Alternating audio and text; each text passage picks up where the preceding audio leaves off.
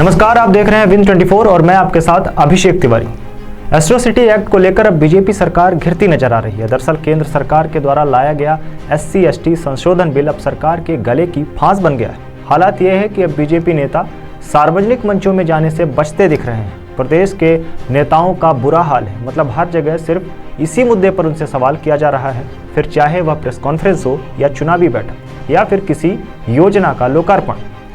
सवर्णों का गुस्सा केवल बीजेपी के लिए नहीं है, कांग्रेस भी उनके गुस्से का शिकार है, क्योंकि उनका कहना है कि आपने भी संसद में इसका विरोध क्यों नहीं किया। मध्य प्रदेश में चुनावी माहौल अब बीजेपी के लिए बदलता दिख रहा है, क्योंकि प्रदेश भर में सवर्ण समाज के द्वारा अब खुलकर सरकार के खिलाफ विरोध प्रदर्शन किया जा रहा है और सरकार के मंत्री और विधायकों से अब इसका जवाब देते नहीं बन रहा। इस मुद्दे पर नेता नापतोल कर बोलने में ही अपनी भलाई समझ रहे हैं। उधर केंद्र सरकार भी कश्मकश में दिख रही है। अब बिल वापस लें तब भी समस्या, नहीं लें तब भी समस्या, मतलब एक ओर खाई दूसरी ओर कुआं नजर आ रहा है। आइए सुनते हैं प्रदेश के नेताओं का इस पर क्या कहना है। सबसे पहले सुनते हैं बीजेपी प्रदेश अध्यक्ष राकेश सिंह को। अध्यक्ष जी इस विषय पर संवेदनशील से ज्यादा कुछ नहीं बोल पाए। देखिए, मैं ऐसा मानता हूं कि कुछ विषय ऐसे होते हैं जो अत्यंत संवेदनशील होते हैं, जो राजनीति की सीमाओं से परे जाकर होते हैं।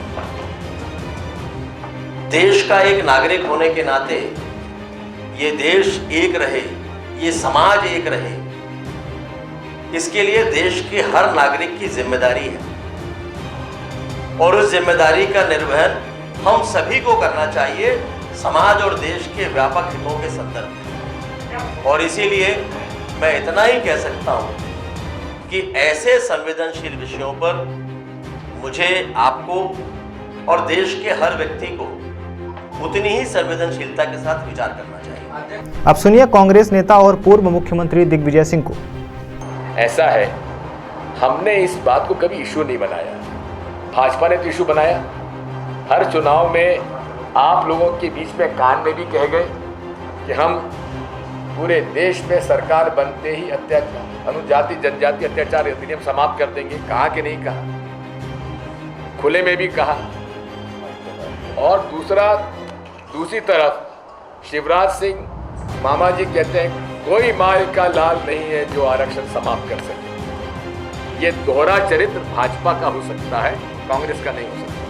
सीधी से बीजेपी सांसद रीति पाठक से जब सवर्णों के द्वारा बात की गई तो बौखलाहट में उन्होंने ये तक कह दिया कि मैं अकेले क्या कर सकती हूँ और मेरा गला काट लो, बात ही खत्म हो जाए। आपको समझ में आना चाहिए मैं कहाँ पर बैठी थी और किस प्रक्रिया के तहत बैठी। बरोबर मैम, ठीक है, मेरे एक अकेले के विरोध करने से, और जब सारी चीजें प्रक्रिया के तहत हो रही है, संवैधानिक स्तर पर, आप भी जानते हैं ये सारी। ठीक है, तो फिर हम आपसे यही निवेदन कर रहे हैं मैडम, जिससे हर जगह के विधायक सांसद अब हमारे साथ चलिए, आप भी हमारे साथ चलिए, इस चीज़ के लिए आप भी विरोध करिए।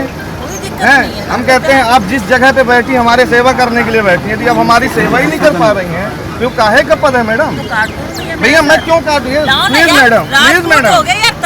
अरे नहीं मैडम, ये तो आप नहीं, गलत बात है मैडम। आप तो सीधे अपनी जिम्मेदारी से हट रही हैं।